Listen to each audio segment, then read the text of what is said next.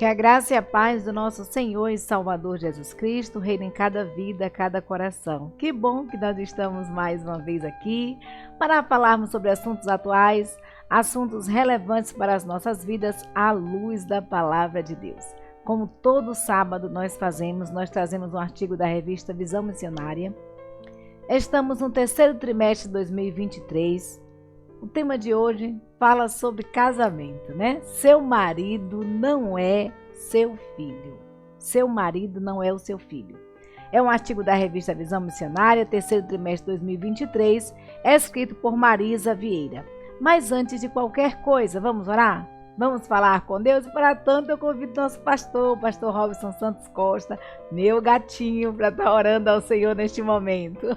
Olá, irmã Paula, graça e paz. Graça e Muito paz, boa noite. pastor. Justificando aqui a ausência, na semana passada nós estivemos participando da 98ª Assembleia da Convenção Batista Baiana ali em Salvador, na Igreja Batista Metropolitana, e esse foi o motivo de não termos participado do programa no sábado passado, mas hoje estamos aqui e Glória seu a Deus. Marido não é o seu filho, é o tema desta noite, do estudo dessa noite. Eu já né? ouvi essa frase em algum lugar, não sei porquê, já ouvi. Seu marido não é o seu filho. E é muito importante, eu quero convidar você e sua família para que permaneçam conosco aí. O estudo falará profundamente aos nossos corações. Amém. Extraídas as lições da Palavra de Deus, tá? Em forma de estudo para edificação, para restauração das nossas vidas, dos nossos lares, de casais. E é muito importante que você não só assista, mas compartilhe. Se porventura você não é ainda inscrito no nosso canal, não paga nada. É 0800, você vai lá, você se inscreve e além de receber todos os vídeos, né, que a irmã Paulina organiza aí semanalmente, vai também poder compartilhar com outras famílias, com outros casais. Que Deus te abençoe grande e poderosamente. Amém. Em nome de Jesus, tá bom? Vamos orar. Maravilhoso Deus, nosso Pai, nós bendizemos o nome santo e excelso do Senhor, cremos na Tua grandeza, cremos na Tua soberania e nós somos convictos, ó Deus, que somos totalmente dependentes do Senhor. Em Amém. nome de Jesus, abençoe a Tua serva mais uma vez nessa noite, neste sábado todo especial, para que o estudo desta noite, a mensagem da Tua palavra, possa chegar de forma abençoadora em muitos lares, em muitas famílias, abençoando muitos casais, para que o nome do Senhor seja exaltado e glorificado. O tema sugestivo é: seu marido não é o seu filho. Em nome de Jesus, pedimos ao Senhor falar, ó Deus, de forma cristalina aos nossos corações nessa noite. Amém. Abençoe a saúde da tua serva, Toma, em Deus, nome na de tua Jesus, santa que ela mão. seja cada vez e cada dia mais e mais restaurada pelo Senhor. Amém. Abençoe a sua família, abençoe, ó Deus, os nossos netos, os nossos filhos, em nome de Jesus, cobrindo a cada um com a tua graça soberana. Amém. Obrigado por tudo, fica conosco, que Obrigada, esta seja Deus. uma noite muito especial, em nome e pelo amor de Jesus. Amém. Amém. Tá aí então, e Paula. amém. Irmã Paulina, né? A senhora disse que já ouviu essa frase em algum lugar e é exatamente sobre esta frase o tema do estudo desta noite. É com Interessante, esta né? frase: seu marido não é o seu filho, e certamente Deus falará às nossas vidas usando a mensagem que Ele já colocou em seu coração, tá bom? Amém. Uma noite abençoada, uma noite de paz, um ótimo estudo em nome de Jesus, tá certo? Amém. Amém. Seu marido não é o seu filho, artigo da revista Visão Missionária, terceiro trimestre de 2023, escrito por Marisa Vieira. Queridos, tem um meme bem conhecido na internet que diz assim: qual é o filho que dá mais trabalho? O filho da minha sogra. Né? É bem interessante, muito engraçado, motivo de muitas risadas, porém pode parecer uma piada. Mas quando essa realidade ela faz parte do casamento, aí pode trazer alguns desgastes e pode chegar até o fim do casamento, né? E aí eu coloquei até uma foto aí de um casal brigando por conta de um controle remoto. Muitos casamentos acabam chegando ao fim, imagine por quê? Por causa do controle remoto. É algo interessante, né? E que precisa realmente da orientação de Deus, porque o casamento ele nasceu no coração de Deus. Deus ele tem um propósito todo especial para as famílias, para as nossas vidas, para as nossas famílias. Deus ele quando ele fez o homem e ele disse, olha, não é bom que o homem fique só, vou fazer um ajudador, uma companheira, uma pessoa idônea para que esteja ao seu lado, né? Para que esteja juntamente com o homem, crescendo juntos, trabalhando juntos e que eles alcancem a maturidade juntos. Então, tendo Cristo como principal referência, o nosso casamento ele cresce e a nossa relação ela se constrói com base na maturidade, com alicerces fortes que podem vir os vendavais da vida e não vão conseguir destruir, né? E a Bíblia compara o casamento até a palmeira, né? E aí nós saímos e a autora coloca aqui o seguinte, que quando se sai, que se está noiva, que sai do curso de noivos, né? Quem fez curso de noivos, quem está se preparando para o casamento, parece que o casamento é uma receita de bolo. Você já vai com tudo prontinho, já vai com tudo bem simples, bem organizado, né? Tudo ali na pontinha do lápis, na sua cabeça, você tem tudo como vai ser o seu casamento, como vai ser desde o momento em que você entra na igreja e diz sim, até o momento em que os seus filhos vão para a faculdade. Você já tem tudo programado na sua cabecinha aí. Mas aí, de repente, nós nos deparamos com uma realidade. São pessoas diferentes, que vieram de famílias diferentes, com manias diferentes, convivendo juntas. Né? E aí a gente depara com essa realidade. E qual a realidade que não estava nos nossos sonhos? As louças para lavar, as roupas para lavar, roupa para passar, comida para fazer, boleto para pagar, e aí sucessivamente. E aí quando a gente vê, chega no final, né, do mês, nós estamos muitas vezes desgastados, porque muitos acabaram esquecendo de pagar o boleto, as louças ficaram ali para se lavar, principalmente a mulher hoje que trabalha fora, né? Que a mulher hoje não trabalha só em casa, a mulher não é só do lar, mas ela também trabalha fora. Então, às vezes há um desgaste no casamento com relação a isso. E a partir desse momento começa o irômetro a subir. E vai subindo e o domínio próprio vai diminuindo bruscamente. Por outro lado, nós estamos perseguindo também a meta de sermos a mulher ideal, a mulher virtuosa, a mulher de Provérbios 31, que acorda cedo, que organiza tudo, que o seu marido e os seus filhos diz que essa mulher ela é virtuosa, que essa mulher ela é amada, é admirada pelo marido e pelos seus filhos. É uma mulher que nós estamos perseguindo a meta de uma mulher que serve a Jesus no lar e demonstra isso nas pequenas tarefas. Então surge a dúvida, como ser, né? Servir no lar sem ser a mãe do seu marido. E nós vamos juntas estudar sobre isso, né? Porque às vezes a mulher acaba... Quando eu falei assim, acho que eu já ouvi essa frase, porque às vezes meu marido fala assim, Paula, eu não sou o seu filho. Porque às vezes nós queremos tratar os nossos esposos como se fossem nossos filhos. Nós queremos mandar, nós queremos determinar algumas coisas e não são assim. Nós queremos tudo no nosso tempo, do nosso jeito, na nossa hora.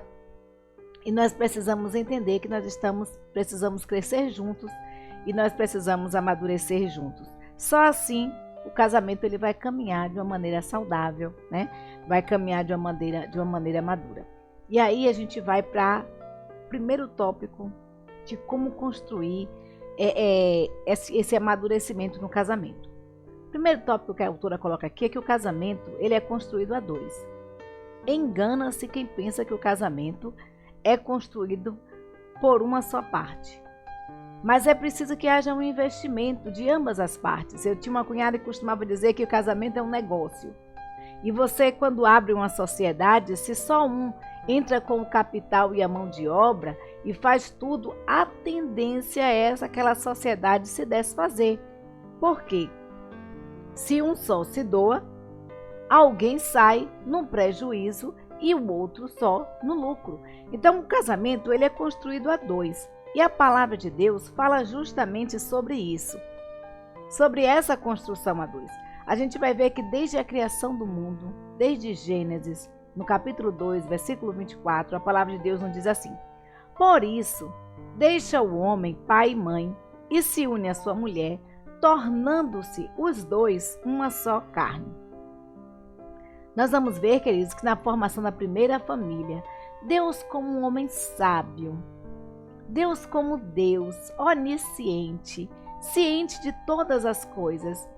Deus ele diz o seguinte: deixará o homem pai e mãe e unir-se-á à sua mulher. Então, ainda na formação da primeira família, o Senhor ele nos dá essa diretriz. Olha, deixa o homem pai e mãe.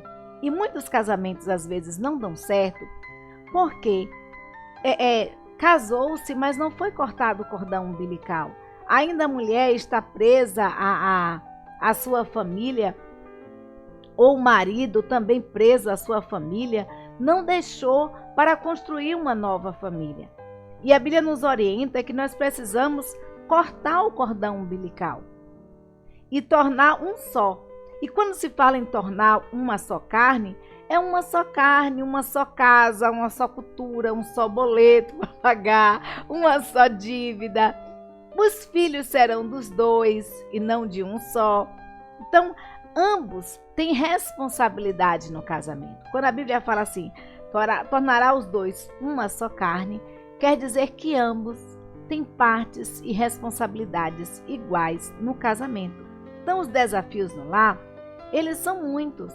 No início dessa jornada, nós construímos um número de ideias, como nós falamos. E muitas vindas dos nossos sonhos, muitas dessas ideias têm origem nos nossos sonhos de criança, de como nós organizamos nosso casamento, de como nós pensamos que a nossa vida ia ser. E nós imaginamos que a nossa vida ia ser um conto de fadas. Mas não é que o casamento seja ruim. Muitas vezes nós projetamos a nossa felicidade no outro. E nós precisamos construir juntos a base do nosso lar. Então, porém, parece um choque quando nós percebemos, é isso que a autora diz, que as coisas simples do dia a dia são feitas por ambos de maneiras diferentes. Porque, como nós falamos, são pessoas diferentes. Convivendo agora juntas, são pessoas que vêm de origens diferentes, de famílias diferentes, que tinham um costume na sua família e que hoje ele vai construir um outro costume, uma outra forma de agir, uma outra forma de ser.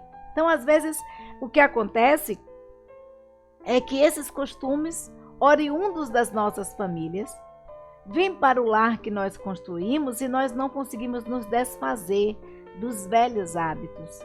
Nós não conseguimos construir novos hábitos e nós precisamos adaptarmos, construirmos novos hábitos, precisamos criar a nossa cultura, precisamos criar a nossa rotina, a rotina do meu casamento com o meu esposo, não a rotina que eu tinha na minha casa com a minha mãe, com o meu pai, com os meus irmãos.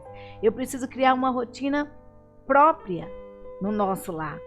E muitas vezes acontece diferente. Às vezes a gente já vem com esse pacotezinho pronto da nossa família e nós queremos colocar a goela abaixo tanto o homem na mulher quanto a mulher no homem. E aí começa assim os choques de cultura, né? E aí a gente vai ver que são coisas simples, como por exemplo, a limpeza da casa, as compras para fazer. Eu lembro quando eu me casei, eu não fazia nada em casa. Então, quando eu me casei, a gente foi fazer compras e eu que fui fazer a primeira feira, olha que eu nunca tinha feito feira na vida, então eu comprei o que eu gostava. Biscoito recheado, a minha feira só tinha chocolates e biscoitos, que era o que eu gostava de comer. E aí, quando eu cheguei em casa, meu esposo falou assim: Paulina, cadê a feira? Aí eu disse: tá aí. Ele fez: e a gente vai comer o quê, né? Então, assim, foi um choque para mim, porque eu cheguei toda feliz com as compras, e um choque para ele quando ele percebeu que a mulher com quem ele casou não sabia fazer compras. Então, Deus deu sabedoria ao meu esposo, né? Deus deu sabedoria ao meu esposo para estar sentando comigo. E aí nós retornamos ao mercado para trocar as compras que eu havia feito, porque eu tinha realmente comprado só biscoitos e chocolates. Por isso você passar o mês todo só com biscoitos e chocolates. Eu nem me preocupei em arroz, feijão, carne, essas coisas. Pra quê? Se eu gostava de biscoitos e chocolates. Então isso às vezes acontece. E são coisas mínimas, mas que acabam muitas vezes prejudicando o casamento. Porque se não há sabedoria no administrar, se não há sabedoria no conduzir, no conversar, no entender o outro, a gente acaba chocando, né? Há um choque de realidade quando percebemos que as coisas do dia a dia são feitas de forma diferentes por um e por outro, né? Como os pagamentos, o horário de dormir, que muitas vezes diverge, um gosta de dormir tarde, o outro gosta de dormir cedo, outros gostam de acordar cedo, outros gostam de acordar meio-dia. Depois que você casa, não dá para você acordar meio-dia, né? Porque alguém vai ter que fazer a comida.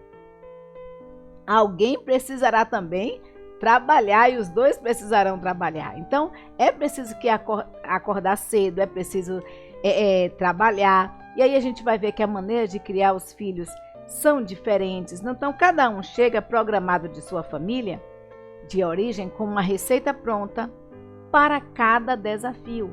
E a gente vai ver que essa receita pronta não se encaixa muitas vezes na nossa realidade. Então, o bom conselho e o melhor caminho a seguir é o caminho do quê? Do diálogo, da conversação, do sentar, do conversar. A nossa mente impulsiva, é isso que a autora diz.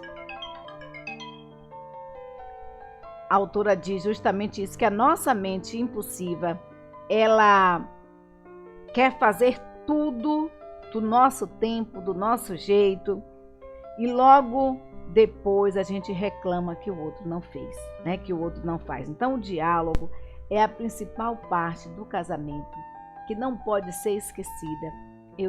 Quando nós fomos nos casar, né, o pastor mais conversou conosco foi sobre isso, sobre não deixar a ira se pôr, o sol se pôr sobre a nossa ira, e nós precisávamos sentar e conversar, dialogar, porque às vezes há as frustrações.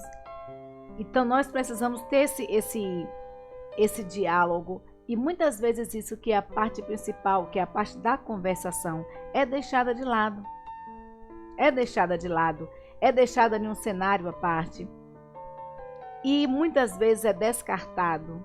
E aí nós acabamos resolvendo tudo por nossa conta e achando que está tudo pronto, está tudo resolvido, mas a ira fica no coração e acabamos nos distanciando do propósito de Deus, acabamos nos separando do propósito do Senhor, de que é ser ambos uma só carne.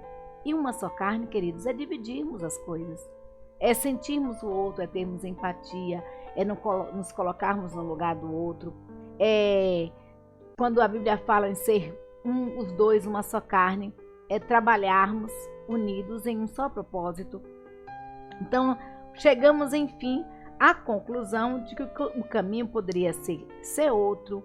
Nós poderíamos construir outro caminho, e poderíamos construir um caminho bem melhor se o construíssemos esse caminho juntos, como é o propósito bíblico, como é o propósito de Deus. E muitas vezes, quando cada um resolve agir da sua forma, do seu jeito, os casamentos acabam entrando em ruínas.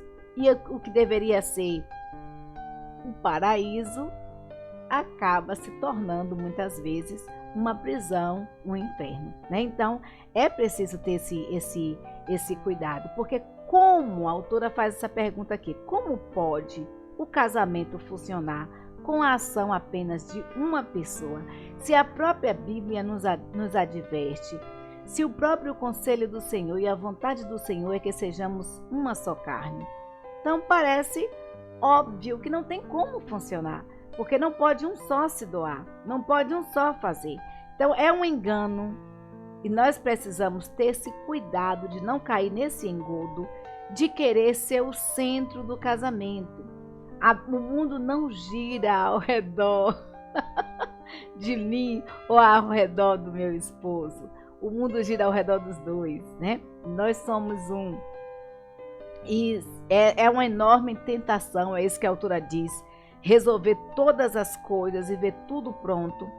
Mas isso não trará a realização do decidir juntos, do construir juntos, do fazer juntos, do caminhar juntos, que é isso que a palavra de Deus nos orienta e é isso que a palavra de Deus nos diz. Porque o casamento é isso, é essa construção do um juntos. Então o amor, ele no casamento, ele amadurece.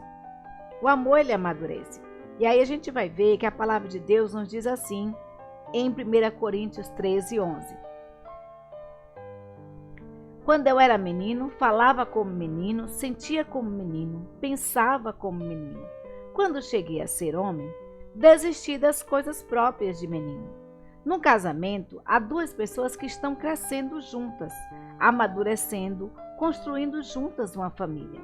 Então, às vezes, nós vemos como meninos, como Paulo. Paulo estava falando aqui com relação ao amor a Deus, né? E às vezes esse amor nosso, quando nos casamos, muitas vezes é ingênuo, né? E nós vamos ver que esse amadurecimento, ele acontece ao longo dos anos, ao longo das experiências, ao longo dos erros, dos acertos. Então, o amor é uma questão de doação.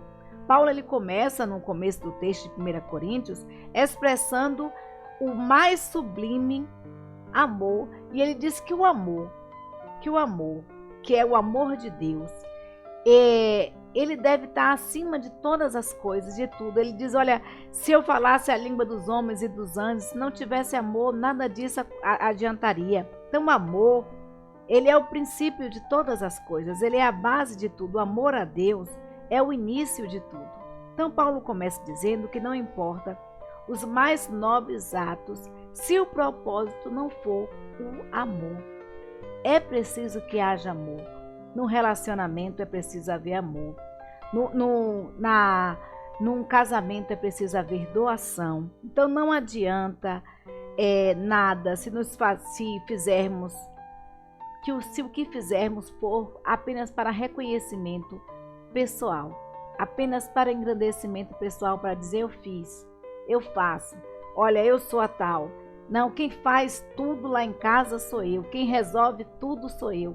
Então não é assim. Se o casamento tem o amor como base, ele tem também a doação como base. E, consequentemente, esse casamento ele vai caminhar para a maturidade. E aí você deixa de ver apenas como um menino, mas você adquire essa maturidade de crescer juntos. Você perde a ingenuidade de achar que tudo vai ser um conto de fadas, e você compreende que esse amor, que esse casamento que é construído, que esse lar que é seu casamento, que esse jardim que é seu casamento, ele também tem alguns espinhos, tem algumas ervas daninhas que precisam ser cuidadas, que precisam ser retiradas, que precisam ser tratadas. Então, quem ama, doa genuinamente, precisa também deixar de olhar para si mesmo e passar também a olhar o outro. E o casamento é isso, é uma doação, é uma construção em conjunto. Você deixa de pensar só em você, só nas suas necessidades, e você também passa a ter a pensar também na necessidade do outro. É um completando o outro, amando o outro, tendo empatia, se colocando no lugar do outro. Então, o casamento, queridos, ele não pode, ele não tem como ele se construir ou se manter de pé quando há doação apenas de uma parte.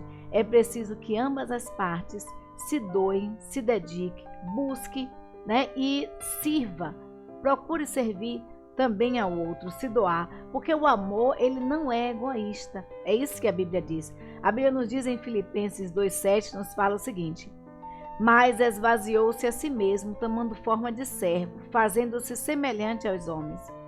E achando-se na forma de homem, humilhou-se a si mesmo, sendo obediente até a morte e morte de cruz. Quem foi que fez isso? Jesus. Jesus era o Filho de Deus. Jesus, Filho de Deus, Senhor, né, dos exércitos, Deus Altíssimo. A Bíblia nos diz que Jesus despiu-se da sua forma de Deus e fez semelhante a nós, a mim e a você, porque por amor. E ele serviu. E ele foi obediente até a morte, morte de cruz, para que eu e você pudéssemos ser reconciliados com Deus. Então, o amor, ele é servil. Então, nenhuma mulher é menos mulher quando serve no lar. Nenhuma mulher é menos mulher quando serve a seu esposo, quando se dedica também ao lar. Temos pessoas que servem à pátria, pessoas que servem ao Estado, pessoas que servem como voluntárias em ONGs, e são pessoas tratadas com a maior nobreza, mas muitas vezes o servir no lar hoje tem sido pejorativo, hoje tem sido diminuído essa questão da mulher servir ao lar, da mulher servir ao esposo, e nós precisamos servir. Jesus Cristo, ele se humilhou em forma de homem e serviu. A gente vai ver que Jesus Cristo, ele lava os pés dos seus discípulos, né? Como mestre, como Senhor, como Deus. Jesus Cristo, ele diz, olha, aquele que não se fizer, que não servir, ele não é digno de fazer parte do reino. Então nós precisamos ter esse sentimento de servir. Então a mulher não deixa de ser mulher, não é menos mulher porque ela serve, porque ela se doa, porque ela se dedica ao lar, porque ela se dedica à família. Mas esse servir, todavia, ele precisa ser de ambas as partes. Não pode acontecer um servir apenas individual, mas o servir, ele precisa ser coletivo. O servir, eu preciso servir ao lar no individual e também preciso servir ao lar no coletivo. Individual porque cada um tem um compromisso com Deus nessa parte do servir, né? Como Jesus mesmo tornou-se servo, é isso que a autora diz. E também no coletivo, porque o serviço não é de um só, o serviço é mútuo. E quando os dois servem, quando os dois abrem mão do eu, né, das suas vontades próprias para servir ao outro, há um entrosamento melhor, uma harmonia melhor, e a tarefa, o trabalho, ele não é cansativo, porque quando os dois estão com a mão no arado, quando os dois estão com a mão na massa, o trabalho adianta, né? O serviço, ele produz, a empresa, ela cresce quando os dois sócios investem naquele projeto. Então, o projeto que nasceu no coração de Deus, que é o casamento, ele precisa ser um investimento mútuo, um investimento de ambas as partes, para que esse projeto cresça, para que esse projeto prospere, para que o lar amadureça, o amor cresça também no Senhor. E aí a gente vai ver que a Bíblia, ela fala justamente isso em Efésios 5:33. A palavra de Deus nos diz assim: portanto, cada um de vocês ame a sua mulher como a si mesmo, e a mulher trate o marido com todo o respeito. Então, o amor do casamento, ele é leal e é via de mão dupla. Tanto o homem precisa amar a mulher como a si mesmo, com todo cuidado, com todo zelo, porque eu costumo dizer que quem ama, cuida. Quem ama tem um cuidado todo especial. Observe que quando o homem, ele gosta de carro, ele tem aquele cuidado todo especial pelo carro, e aí lava o carro, dá aquele polimento, dá aquele brilho, né? A mulher, quando tem um cuidado especial por uma coisa, por uma roupa, por exemplo, ela tem um cuidado todo especial no lavar, no secar, no passar, para que não danifique. Então, esse cuidado que nós temos com aquilo que nós amamos, nós precisamos dedicar ao outro. Se eu amo meu esposo, eu preciso ter todo o zelo, todo o cuidado com ele para que ele não quebre, para que ele não estrague, para que não venha arriscar, para que ele esteja sempre brilhando. Assim também o esposo, quando ele ama a mulher, ele precisa ter esse maior zelo também, esse cuidado todo especial com a sua mulher. E é isso que a Bíblia instrui, que a mulher esteja amando, né, ao marido, respeitando o marido.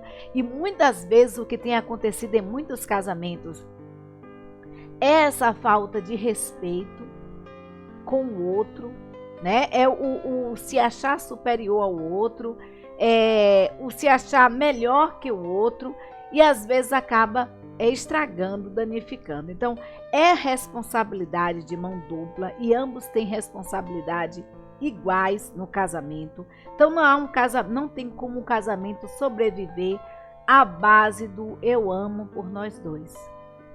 É preciso que os dois amem. É preciso que os dois cuidem.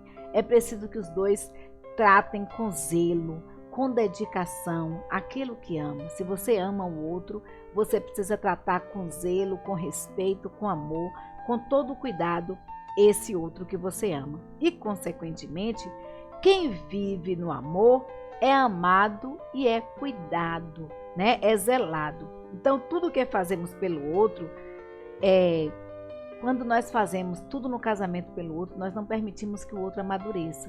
Nós não permitimos que o outro cresça. Nós não permitimos que o outro venha a errar e a aprender com os seus erros. Então, nós precisamos resolver as coisas juntos, né? E permitir que o outro tenha essa oportunidade também de crescer no casamento. Então, há casamentos, por exemplo, que as mulheres elas não sabem equilibrar as contas. Muitas vezes o homem também não tem esse equilíbrio nas contas. Às vezes há uma falta de sabedoria nesse sentido, não só em relação ao financeiro, mas em relação a todas as áreas do casamento. Muitas vezes a mulher faz tudo em casa, às vezes trabalha fora e vai fazer em casa as coisas e faz tudo, e o homem não faz nada, porque muitas vezes não é o que o homem não faça, é porque a mulher não permite que ele faça. E aí a autora ela coloca uma experiência aqui própria dela, né? Quando ela diz que quando ela ficou internada, ela estava com um filho de 2 anos de idade e o outro, né, uma outra criança, e o marido se viu sozinho dentro de casa para fazer tudo, e o bebê só se alimentava ainda de leite materno, e o marido teve que fazer tudo quando ele não fazia nada em casa. Então, para ele foi muito difícil, e esse amadurecimento também foi difícil, e às vezes a gente precisa permitir que o outro nos ajude. Nós precisamos permitir que o outro assuma também as responsabilidades do lar. O nosso esposo não é o nosso filho para que a gente esteja mandando, para que ele nos obedeça, né? E as esposas também não são filhas para que estejam servil, obedecendo de olhos fechados. Então é preciso que haja um conversar, dividir papéis, assumir responsabilidades. Então a palavra de Deus nos alerta para a nossa fragilidade humana, nos comparando a nossa vida como um vapor. A gente está aqui e a qualquer momento, queridos, nós podemos partir. Nós podemos nos deparar com situações em que não estaremos disponíveis para cuidar de tudo como nós costumávamos cuidar. Muitas vezes é uma enfermidade, muitas vezes é um dia difícil. Então nós precisamos aprender que o casamento ele é construído a 2 e que as responsabilidades no lar, elas também são divididas. E, e aí a gente precisa deixar de ser centralizadora e aprender a descentralizar, a delegar, a permitir, né, a participação do outro em todas as experiências. E aí a gente vai crescer juntos, vai amadurecer juntos.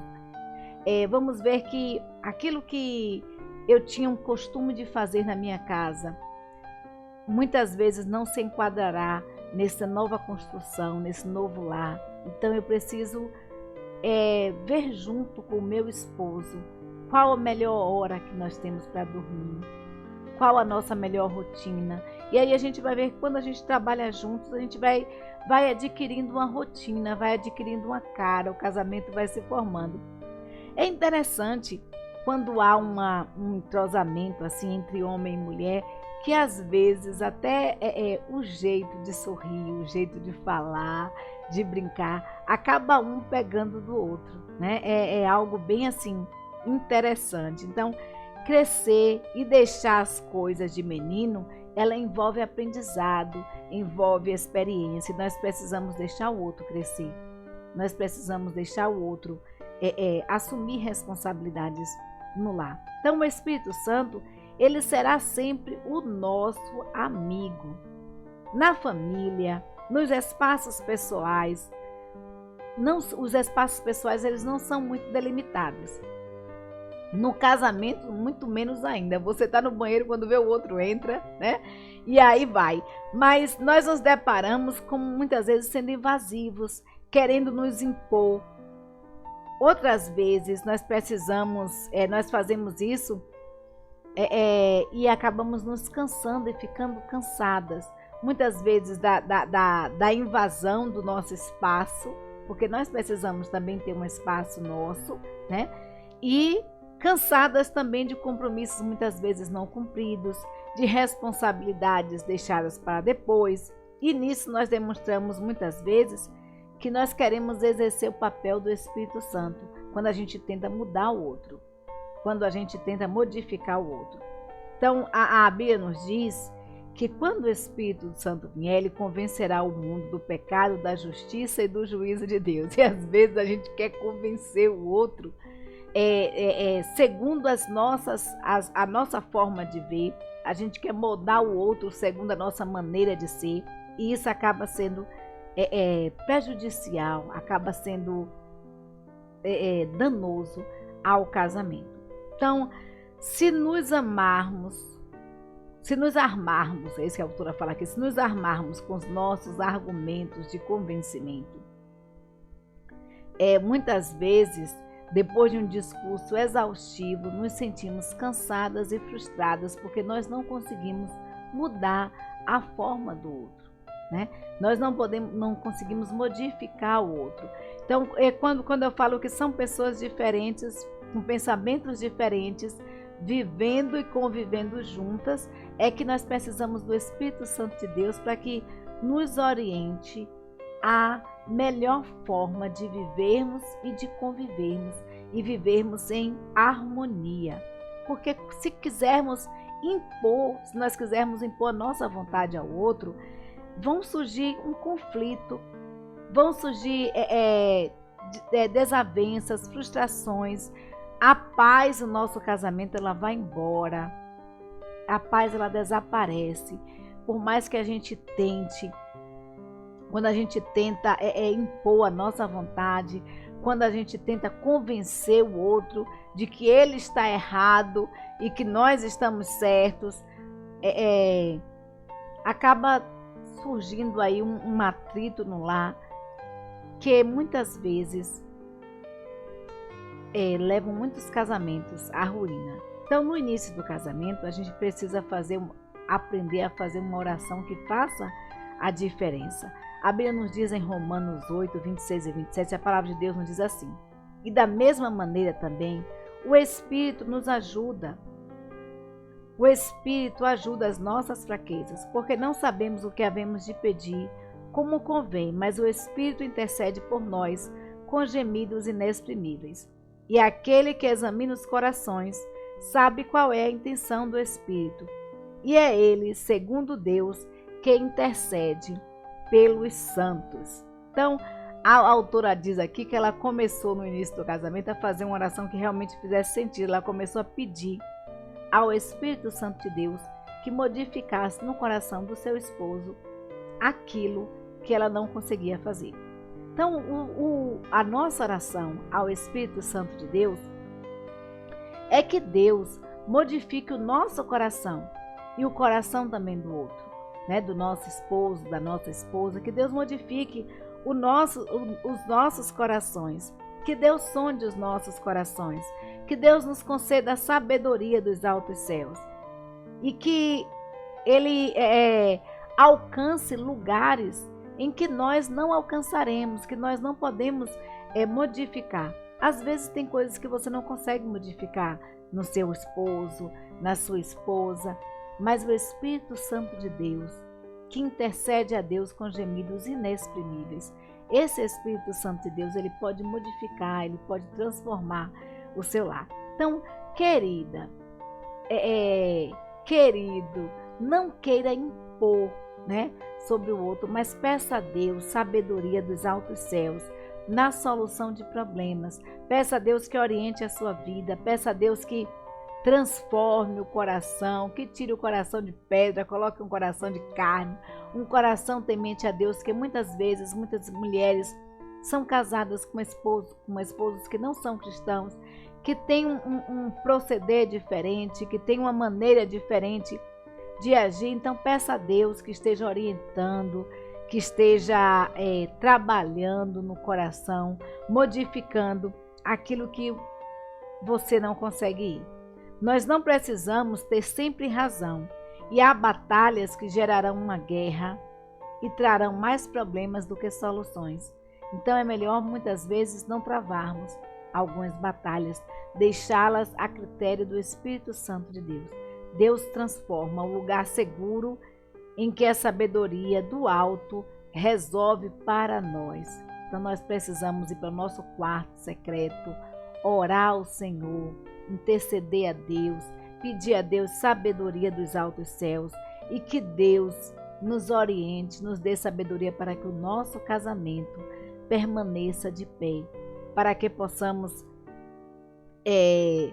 ser realmente esse que é o propósito de Deus. Então, nesse caminho, a autora diz o seguinte, que nós podemos perceber que o problema talvez esteja em nós, pois nós queremos tudo do nosso jeito, da nossa maneira.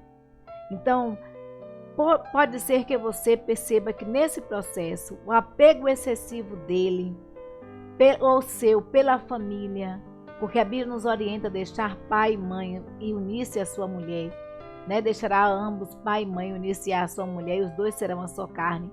Muitas vezes não foi cortado esse cordão umbilical, muitas vezes a maturidade, muitas vezes os pais não deixam que os filhos amadureçam, que o casamento aconteça, que esses dois se transformem em um, e muitas vezes querem 3 ou 4, né? Então é preciso que haja esse corte do cordão umbilical, é preciso que Deus nos oriente, que Deus nos dê sabedoria dos altos céus a resolvermos algumas coisas que surgem no casamento.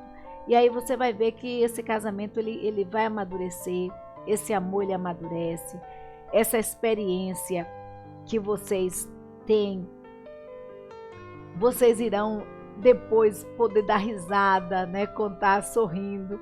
Às vezes no momento não é engraçado. Eu lembro quando eu casei que não era nada engraçado eu preparar ali a mesa toda bonitinha, mas a comida não tinha como comer, né? Então assim, mas a gente vai ver que depois a gente olha para trás e sorri, né? A gente dá risadas quando você consegue administrar isso com sabedoria. Então é preciso que haja doação, é preciso que haja envolvimento de ambas as partes, que a gente se esvazie de si mesmo e permita que o Espírito Santo de Deus trabalhe em nossas vidas, mudando muitas vezes as nossas vontades, as nossas imposições. Então talvez seu marido já esteja maduro em algumas áreas que você ainda não é, e talvez você tenha áreas que precisa que ele precisa amadurecer e que você já esteja amadurecida, mas que ambos precisarão caminhar juntos e ter sabedoria dos altos céus. Então, a palavra de Deus nos diz o seguinte, que nós precisamos aprender a valorizar, a apreciar aquilo que já construímos juntos. É isso que Vieira diz. Se temos 9 vitórias e um problema, e muitas vezes a tendência é nos apegarmos ao problema. E se ao invés disso, nós caminhássemos contemplando o que Deus fez em nós, por nós e através de nós, a gente vai ver que o nosso casamento, ele vai ser diferente, né? Se a gente passar a observar aquilo que Deus fez, se vocês passarem a observar aquilo que Deus fez através de vocês, em vocês, as vitórias que Deus tem dado até o momento, como vocês chegaram até aqui.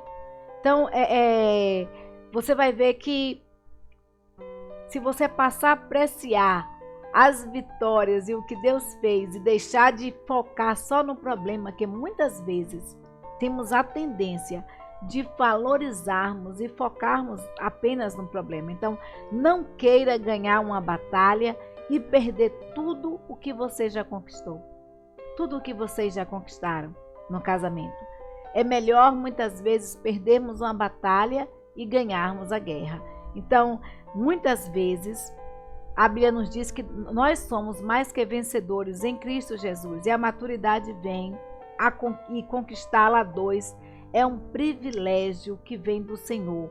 Então, que o Espírito Santo de Deus oriente a vida de vocês e que você, querido, minha querida, encontre no Senhor perseverança para lidar nesse processo de maturidade com o seu cônjuge e que seu casamento ele cresça no Senhor Jesus. Então ninguém chega pronto no casamento, é isso que Vieira fala. E querer amadurecer trará um processo longo e por vezes desgastante. Muitas vezes é desgastante esse processo de amadurecimento, mas amadurecer junto ao filho da sua sogra é maravilhoso, é um privilégio. Amadurecer junto com seu esposo é um privilégio. E a palavra de Deus nos diz que é melhor serem 2 do que 1, para que um não desanime, né? E o outro para que um fortaleça o outro nos dias difíceis. Então, que peça ao Senhor que oriente. A Bíblia nos fala o seguinte em Eclesiastes, capítulo 4, versículo 9 em diante. Nos diz assim, é melhor serem 2 do que 1, porque um tem paga do seu trabalho. Porque se um cair, o outro levanta o seu companheiro. Mas ai do que estiver só, pois caindo não haverá outro que o levante. Também, se 2 dormirem juntos, eles se aquentarão. Mas um só, como se aquentará? Se alguém prevalecer contra um, os 2 lhe resistirão, e o cordão de 3 dobras não se quebra tão depressa. Então a Bíblia fala que diz que é melhor serem 2 do que 1, para que dessa forma não desanime nos dias difíceis. É melhor ganha do salário, né? Então peça ao Senhor, ore ao Senhor que lhe dê paciência, perseverança, sabedoria para lidar com as atitudes muitas vezes de imaturidade do seu companheiro, da sua companheira, que virão nesse processo do casamento, mas que essa maturidade aconteça e que nesse processo de maturidade os 2 cresçam juntos e cheguem a ser um, como é o projeto de Deus. Então tenha misericórdia do seu cônjuge, como você tem de você. Quando você erra, você tem misericórdia da sua vida, né? Você acha desculpas para os seus erros. Então tenha misericórdia também do outro, tenha misericórdia do seu cônjuge quando ele errar pelo caminho. Então peça a Deus que lhe dê sabedoria, que lhe dê empatia, que lhe dê que oriente nesse processo de construção do casamento, que é um processo muitas vezes desgastante, esse processo de amadurecimento no casamento, mas que a gente vai perceber que quando nós chegamos à maturidade, vamos desfrutar e dar belas risadas também daqui do nosso começo, né? Do começo. É um privilégio ter 20, 30, 40, 50 anos de casado. Nós já estamos caminhando para 32 anos de casado, nós louvamos a Deus por isso. Mas nesse processo de 32 anos de casados, nós tivemos percursos. Já estamos aí, a correção já que já estamos caminhando para 33. Já estamos com 32 anos de casados, caminhando para 33 anos, mas nesse percurso, nessa caminhada, nós tivemos alguns erros, alguns deslizes, e um foi lá e segurou o outro, porque a Bíblia diz que é melhor serem dois do que um, porque se um cair, o outro levanta, e quando está fazendo frio, aquece, então é melhor serem dois do que um.